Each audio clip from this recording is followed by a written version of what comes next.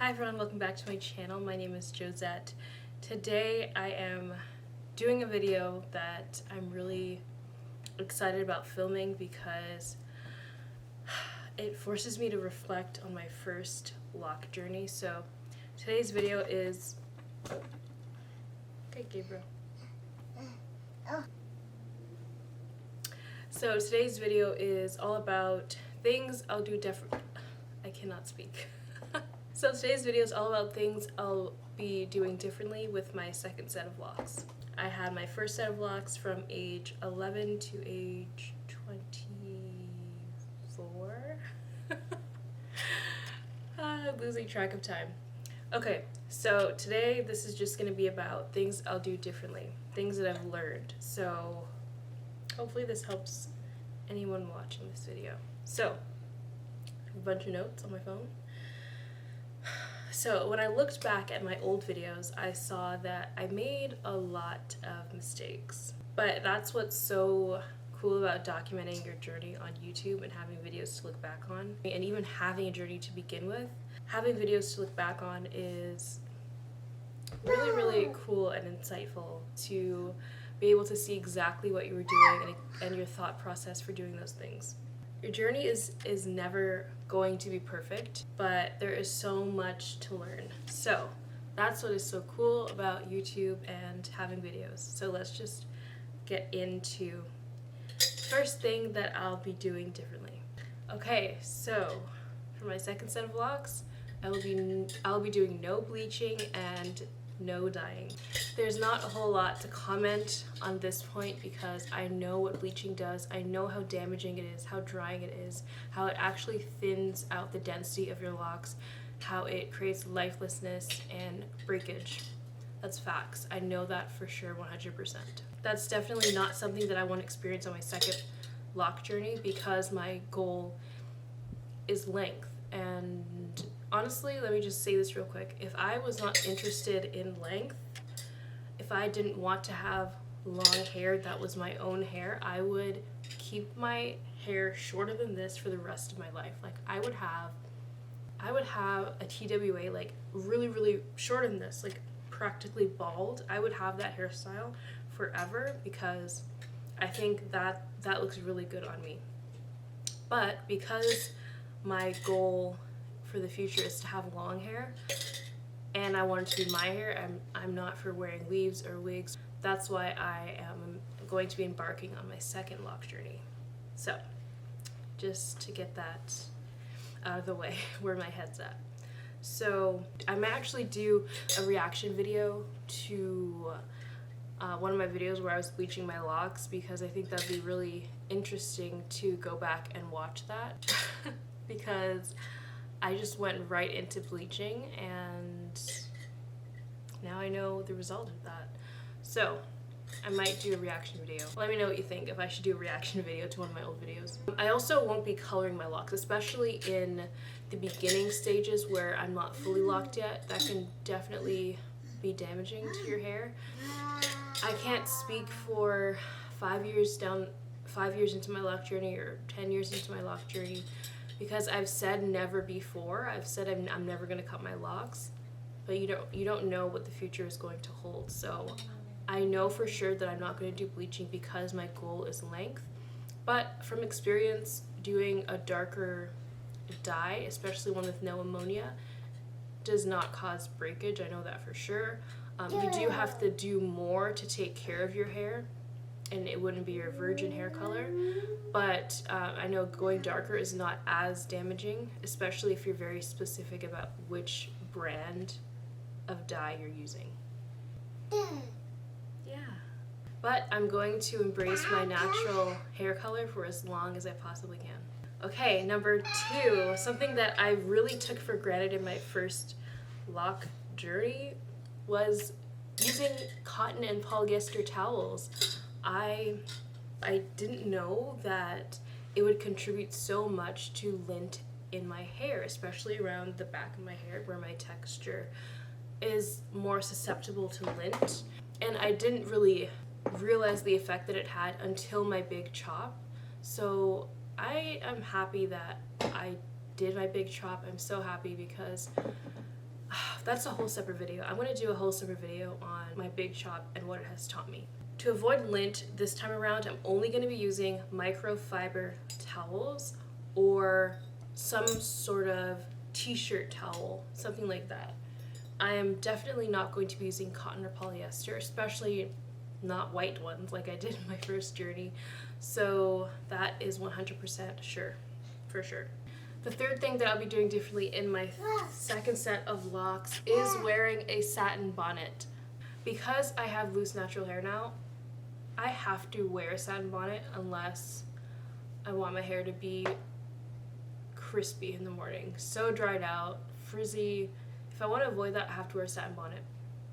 And I feel like in the beginning, before your hair is fully locked, it's a good idea to wear a satin bonnet just to protect your hair and retain moisture.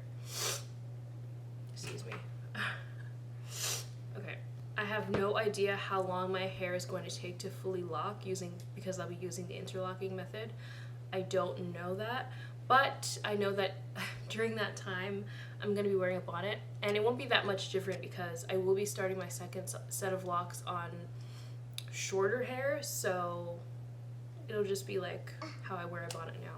The fourth thing that I'll be doing differently is way less oil. I was binge watching. Is that funny?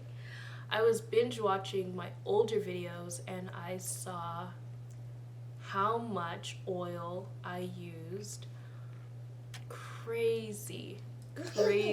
I would never do that again. I think that I thought that using a lot of oil would just help my hair to look shinier. Maybe because I was dyeing it often. I don't really know, honestly. But it caused so much buildup in my locks, and I didn't know that until I cut them off. So way less oil. I thought that I had to use lots of oils to maintain the health of my locks, but my locks really were just being weighed down. They really were, because it's just so, even right now with my thicker hair, I really have to make sure that I target my scalp and the strands of my hair to get the oil out. So imagine with locked hair, like, it's just crazy. So I'll be using oil for my scalp in dry patches, and I'll be very, very light with it, and I also will not be using a heavy oil.